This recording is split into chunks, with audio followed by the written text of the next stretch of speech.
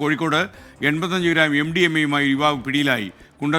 കുണ്ടായിത്തോട് സ്വദേശി അജിത്താണ് പിടിയിലായത്. ഷഹദ് റഹ്മാൻ വിവരങ്ങൾ നൽകും. ഷഹദ് പറയൂ. നമ്മൾ നിൽക്കുന്നത് ഇപ്പോൾ കോഴിക്കോട് പുതിയ ബസ് സ്റ്റാൻഡ് പരിസരത്താണ്. ഇവിടെയാണ് ഇപ്പോൾ ഈ MDMA പിടികൂടിയിട്ടുള്ളത്.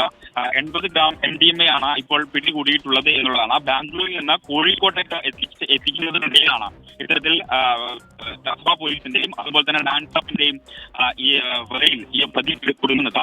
പ്രതി ഇതിനകം തന്നെ 7 തവണ ബാംഗ്ലൂരിൽ നിന്ന് കോഴിക്കോട്ടേക്ക് ഈ ലഹരി മരുന്നുമായി വന്നിട്ടുണ്ടായിരുന്നു എന്നുള്ളതാണ് നമുക്കിപ്പോൾ പോലീസ് ഉദ്യോഗസ്ഥരുമായി സംസാരിക്കുന്ന ഘട്ടത്തിൽ മനസ്സിലാക്കാൻ സാധിച്ചിട്ടുള്ളത്. ഇയാൾ കാരിയർ അല്ല, മറിച്ച് ഇയാൾ തന്നെ ഇത്തരത്തിൽ ഈ MDMA ബാംഗ്ലൂരിൽ നിന്ന് കോഴിക്കോട് എത്തിക്കുകയും പിന്നെ അദ്ദേഹം തന്നെ ചില്ലറയായിട്ട് ആളുകൾക്ക് വിതരണം ചെയ്യുകയാണ് ചെയ്യുന്നത് എന്നുള്ളതാണ് ഡാൻസപ്പിൽ നിന്ന് നമുക്ക് ലഭ്യമാക്കിയ വിവരം. ഫറൂഖ് മേഖല കേന്ദ്രീകരിച്ചാണ് പ്രധാനമായിട്ടും ഇത്തരത്തിൽ ഈ ലഹരി വിൽപ്പന നടത്തുന്നത് എന്നുള്ളതാണ് ലഭ്യമായിട്ടുള്ള വിവരം. എന്തായാലും ഇപ്പോൾ ഈ ഇയാളിൽ നിന്ന് പിടികൂടിയിട്ടുള്ള സാധനങ്ങളും അതുപോലെ തന്നെ ഇദ്ദേഹത്തോട് മറ്റു കാര്യങ്ങൾ ചോദിച്ച് മനസ്സിലാക്കുകയാണ് പോലീസ് ഇപ്പോൾ.